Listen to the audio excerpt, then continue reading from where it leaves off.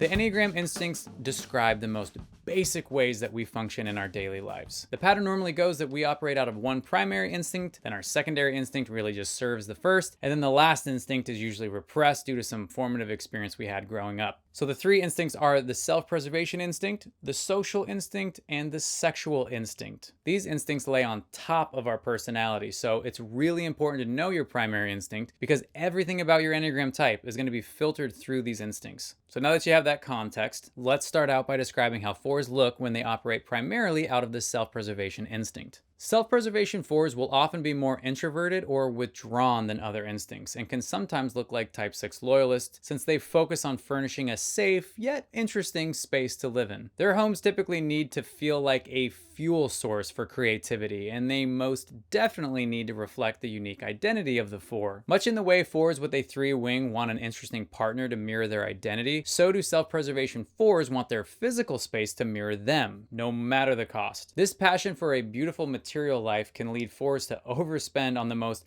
non-essential items like designer clothes or fancy art when they can barely afford to pay rent. Fours would almost rather go hungry than have a boring looking space or ugly clothes. This can make them look like 7s because of their lavish spending and constant desire for new stuff. Self-preservation fours also live with a paradox because they want to feel financially stable so they can afford nice things, and yet their desire for independence makes them resent needing a job or needing a relationship that provides financial stability. At their best though, self-pres fours are capable of building a sort of creativity cocoon that feels uniquely warm and inspiring. Okay, that's the self-preservation instinct.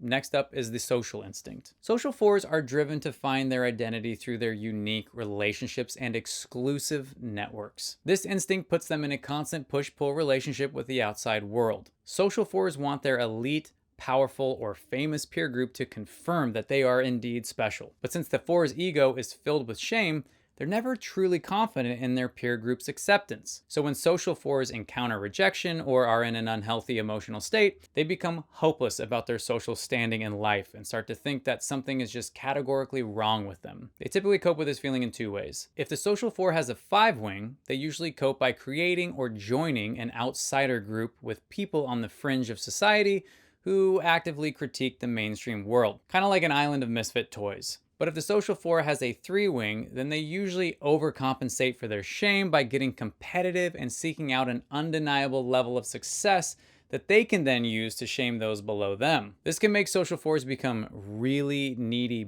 business owners, managers, creators, or entrepreneurs that only hire cool people just so that they have someone respectable to constantly affirm them. Less motivated social fours will end up wasting their entire life fantasizing about being on talk shows and sitting courtside with celebrities rather than cultivating a vibrant community with the friends they already have. When they are healthy though, social fours look a lot like 7s because they're comfortable being the life of the party with their warmth, insight, usually some dark humor peppered in there, and wealth of unique stories. All right, last but not least, let's talk about fours with a primarily sexual instinct. If you're in a relationship with a sexual four, you better buckle up because sexual fours thrive on competition and infatuation. This tends to make them more direct and engaging than most other fours that are predominantly withdrawn or introverted. Now, the sexual instinct is all about a desire for intensity, not physical intercourse. But fours are hopeless romantics at their core, so the sexual instinct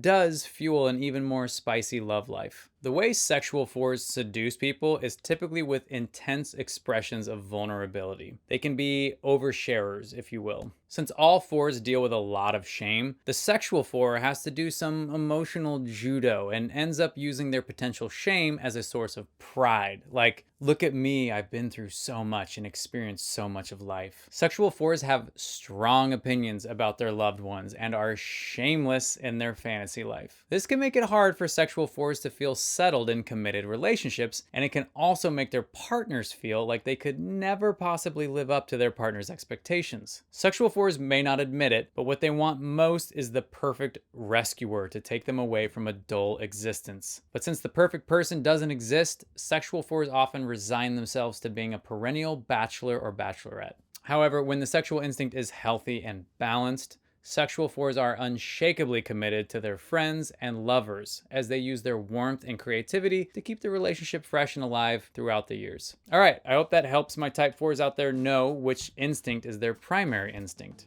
Now it's time to discuss where type 4s land in each of the 3 Enneagram triads.